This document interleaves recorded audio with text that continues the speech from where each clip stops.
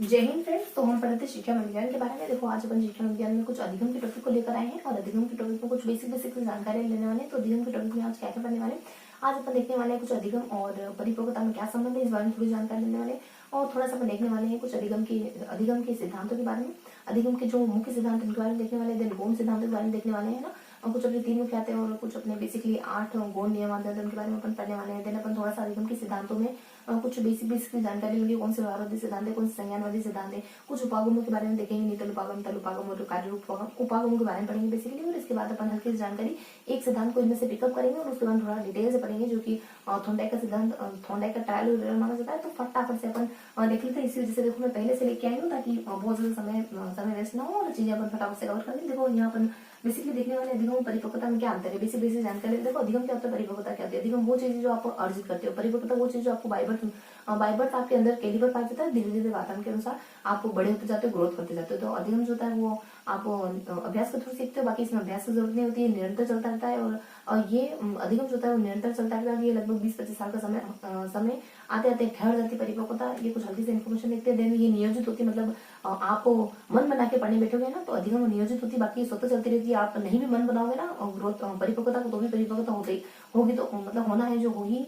और देन थोड़ी सी इन्फॉर्मेशन इसमें अभिप्रेरणा की जरूरत होती है, इसमें अभिप्रेरणा की जरूरत नहीं होती है। और दिन ये मानसिक प्रक्रिया मानी जाती है और मनोवैज्ञानिक प्रक्रिया मानी जाती है। और दिन ये देखो सब कुछ मेंशन करा हुआ है। देखो शारीरिक प्रक्रिया होती है ताकि है ना बहुत ज्यादा लिखने में समय बहुत ज्यादा जाया जाता है। इस वजह से उनके लिए अभी बहुत लंबा वीडियो बना नहीं पा रहे हैं, इस वजह से थोड़ा सा नोट डाउन करा हुआ है। और मैं ओरली बोले जा रही हूँ तो आप मतलब बोलते जा रही हूँ तो आप थोड़ा सा ना अंडरस्टैंड करने की कोशिश करो, चीजों को समझने की कोशिश करो। और यहाँ पर देख लेते हैं अधिगम के मुख्य नियम।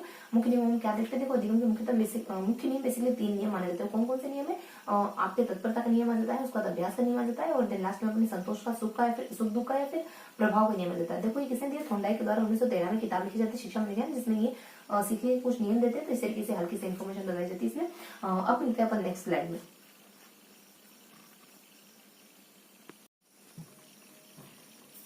हाँ तो अब हम एक मिनट सॉरी ना, हाँ तो अब हम आ गए हैं स्लाइड नंबर 2 पे। और स्लाइड नंबर 2 में क्या देखने वाले, इसी को अपन आगे कंटिन्यू करने वाले। बेसिकली आज अपन इसमें अपन कुछ बेसिक जानकारी देखने वाले, जैसे कि कुछ अधिगम के गुण नियमों के बारे में देखने वाले। और सेकेंडली अपन देखने वाले कुछ बेसिक जानकारी अधिगम के सिद्धांतों के बारे में देखने वाले। देखो अधिगम के गुण नियम कौन कौन से ध्यान रखेंगे अपन। अधिगम के गुण नियम कितने हैं बेसिकली, एक थॉर्नडाइक के द्वारा 1913 बुक लिखी जाती है शिक्षा विज्ञान, उसमें 3 मुख्य नियम बताए थे, मैंने बता दिया जैसे कि आपको।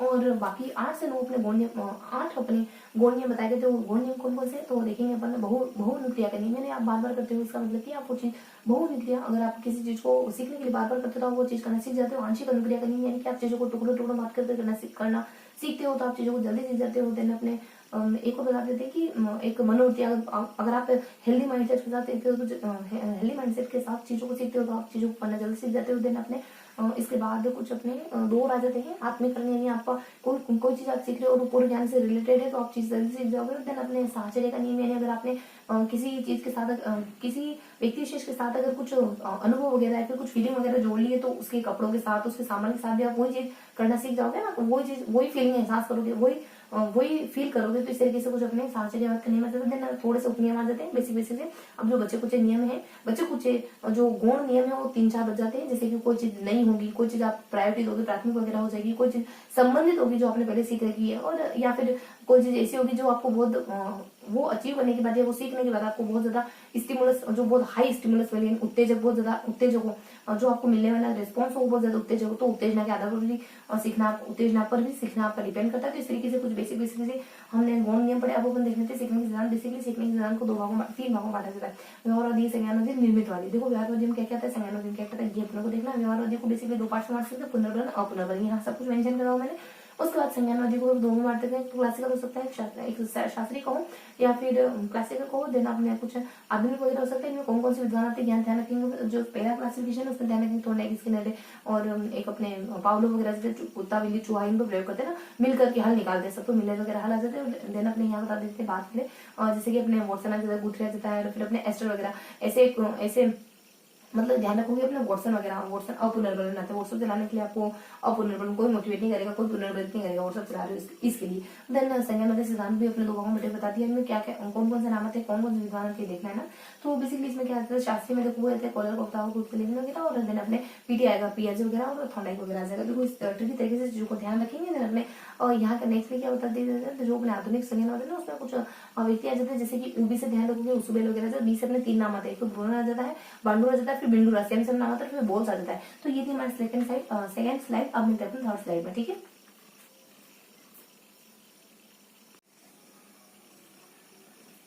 तो अब हम देख लेते हैं फटाफट से हमारे थर्ड स्लाइड के बारे में। देखो अब हमें क्या देखना है, अब हमको बेसिकली ना कुछ बेसिकली जानकारी देनी है और व्यवहार रद्दी के सिद्धांत के बारे में। देखो व्यवहार रद्दी के सिद्धांत कौन कौन से हैं, बहुत से हैं व्यवहार रद्दी के सिद्धांत, लेकिन उसमें से अपन एक सिद्धांत पिकअप करेंगे, जैसे कि ट्रायल एरर सिद्धांत, जो कि थॉर्नडाइक के द्वारा दिया गया। इसके बारे में अपन डिटेल से पढ़ेंगे। तो क्या जानकारी लेंगे, पहले अपन बेसिकली ये बातें जानेंगे कि व्यवहार रद्दी की विशेषता क्या है, व्यवहार रद्दी की कमियां क्या है, यानी गुणों विशेषता गुणों दोषों के बारे में जानेंगे। और देन अपन कुछ व्यवहार रद्दियों के नाम देखेंगे, इनके द्वारा दिए गए सिद्धांतों के नाम देखेंगे। उसमें से अपन एक सिद्धांत को लेंगे ट्रायल एरर, उसके बाद थोड़ा सा अतिरिक्त जानेंगे उसके बारे में। तो अपन क्या क्या देखना है, तो जो भी मैंने बताया उनके बारे में फटाफट से अपन देखना शुरू कर देते हैं। देखो व्यवहार रद्दी की कुछ विशेषताएं मानी जाती है। व्यवहार रद्दी की अच्छी बात ये मानी जाती है कि अधिगम को लेकर कुछ बातें कहते हैं।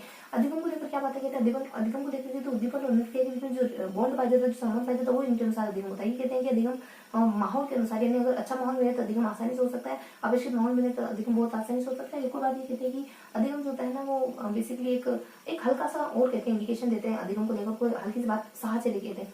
ये कहते हैं कि साहचर्य नहीं, ये कहते हैं अनुबंधन, कि अधिगम सबसे अच्छी तरीके, अगर अच्छी तरीके से अधिगम हो सकता है तो, अगर सबसे अच्छी तरीके से अधिगम हो सकता है तो वो सिर्फ अनुबंधन विधि कौन से, पावलों के द्वारा कुत्ते भोजन और घंटी का बार बार साथ में दिया जाना। होमवर्क नहीं करोगे तो होमवर्क करोगे, बार बार टॉफी देंगे आपको, ये अनुबंधन हो जाता है। और इस तरीके से अनुबंध में कुछ विचार व्यक्त करते हैं। व्यवहार कहते हैं कि व्यवहार तो सिर्फ वही जिसको आप प्रेक्षण कर सकते हैं, जिसको आप देख सकते हैं, कि वस्तुनिष्ठ मानते हैं व्यवहार को।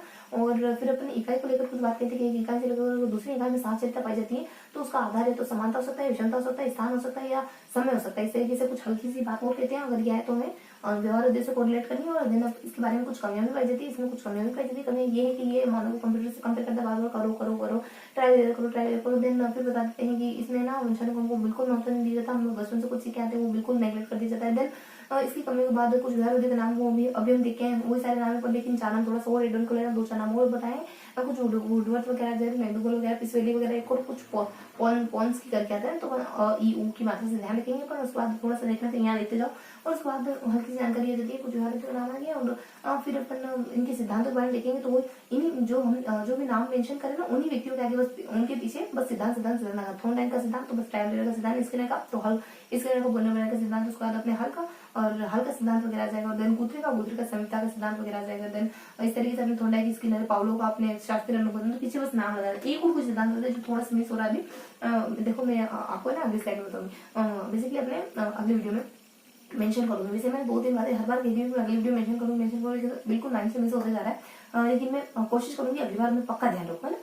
और यहाँ जैसे अपने कुछ अपन एक सिद्धांत को लेकर पढ़ते हैं, और ट्रायल के बारे में फटाफट जानकारी ले। ट्रायल के बारे में क्या पढ़ते हैं, मैं थोड़ा सा फास्ट बोल रही हूँ, मैं जानती हूँ, लेकिन देखो थोड़ा सा दिक्कत है, बहुत ज्यादा लंबा वीडियो नहीं कर सकता, इस वजह से मैं लिख भी नहीं पा रही हूँ। वैसे पढ़ाना मजा तो मुझे तभी आता है जब मैं बोर्ड पे लिखती जाऊँ और आपको समझाती जाऊँ। ये पहले से लिखना ना बहुत कृत्रिमता लगता है ना, लेकिन बहुत ज्यादा बात नहीं करेगी, वरना फिर ठीक है। तो यहाँ पर क्या पढ़ते थे, वो प्रयास त्रुटि के बारे में हल्की हल्की जानते थे। प्रयास त्रुटि में क्या क्या जानते हैं पर ये इसके कुछ उपनाम जानेंगे। देखो उपनाम कैसे आ जाता है, देखो कुछ बंध वगैरह हो जाता है, संबंध वगैरह हो जाता है, और देन कुछ परिश्रम है, सुख दुख वगैरह, क्योंकि इसमें बार बार कोशिश करनी पड़ती है इस वजह से। और देन इसके 2 नाम और होते हैं, जैसे कि ऐसा थ्योरी है, उद्दीपक अनुक्रिया का सिद्धांत है, उसको दो नाम और यूनिक नाम, थोड़ा सा योजना वगैरह, योजनाबद्ध वगैरह, और फिर आयोजन वगैरह, और इससे आवृत्ति वगैरह, इस तरीके की इसके नाम होते हैं। और फिर थॉर्नडाइक को मद्देनजर रखते हुए कहा जाता है कि थॉर्नडाइक ने 1913 में किताब लिखी थी, शिक्षा मनोविज्ञान, जिसमें इन्होंने एक शिक्षा मनोविज्ञान भी लिखी थी और एनिमल इंटेलिजेंस भी लिखी थी। बिलीव प्रयोग करा, 10 दिन प्रयोग करा था, चरण माने जाते, कोशिश करती है, फिर असफल होती है, बार बार कोशिश करती है, जब तक सफल नहीं हो जाती, उठे जाओ जीतो, लक्ष्य करते रहो मत। वही विवेकानंद वाला कोटेशन यहाँ से प्राप्त होता है। और देन इसकी उपयोगिता बताते, शिक्षा में क्या उपयोगिता, अगर आपको मंदबुद्धि बच्चों को पढ़ाना, गणित पढ़ाने, समाजशास्त्र, देखो सब कुछ लिखा हो, अगर आपको देखो यहाँ सब कुछ मेंशन है ना, अगर आपको गणित पढ़ाने, बच्चों को समाजशास्त्र वगैरह पढ़ाना, विज्ञान वगैरह पढ़ाना, अगर ये सारी चीजें पढ़ानी है तो आपको ट्रायल एरर का इस्तेमाल करना ही होगा। और अगर आपको खुद पढ़ना है, सेल्फ स्टडी, स्व अधिगम करना है, तो अगर आपको क्रमिक तरीके से पढ़ना है, अगर आपको अभिप्रेत रहना, मोटिवेट रहना, इस सिद्धांत में मोटिवेट रहने की बहुत जरूरत है। 10 बार गिरोगे गैर पर उठने में बहुत मोटिवेशन जापानी कहा, अगर आप 20 बार भी गिरो ना, तो आपको हिम्मत होनी चाहिए, आपके साहस होना चाहिए, आप 21 बार उठ करके मेहनत कर सको। उसके बाद थोड़ा सा ये बताते हैं, देन क्वेश्चन सीखना, गिरना पड़ना, मतलब कि दौड़ना करना सीखना, जिसकी बहुत ज्यादा जरूरत होगी। और देन आपको परिश्रम, इससे परिश्रम का विकास, धैर्य का विकास होता है इससे, है ना। और इससे भी कुछ अभिप्रेरणा का, और देन अपने क्रमिक के परिश्रम में कौशल देते हैं, बेसिक। और प्रश्न क्वेश्चन करके एक अजीब सा शब्द आता है प्रश्न अधिगम करके, प्रश्न अधिगम भी इससे जुड़ा हुआ है, ध्यान रखें। अगर ये शब्द आएगा अपने इससे कोरिलेट करना है अधिगम की जरूरत। तो ये हमने देख लिया फटाफट से कुछ अधिगम के बारे में। देखो मैं 2 मिनट में देखो, 2 मिनट तो बहुत ज्यादा हो जाएंगे अभी के सेशन के हिसाब से। फटाफट से कुछ एक सेकंड में अपन देख लेते हैं आज हमने क्या क्या देखा। तो आज हमने कुछ बेसिक बेसिक जानकारी दी अधिगम के बारे में। अधिगम के बारे में हम क्या पढ़ते हैं?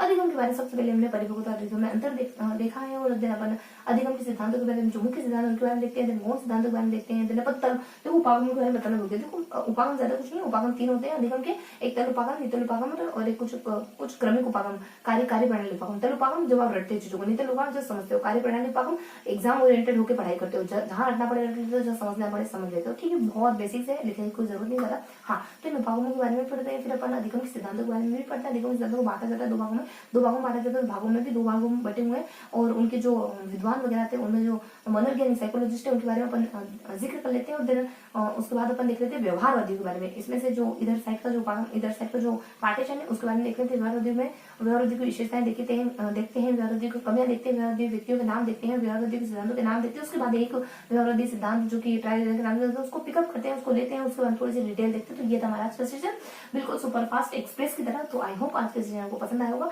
हमेशा पढ़ते रहिए, मुस्कुराते रहिए, खिलखिलाते रहिए, अपने भीतर पॉजिटिव रखिए, दूसरों के भीतर भी पॉजिटिव का संचार कीजिए। और इसी विशेष के साथ फिर मिलेंगे किसी अगली वीडियो में, तब तक के लिए जय हिंद।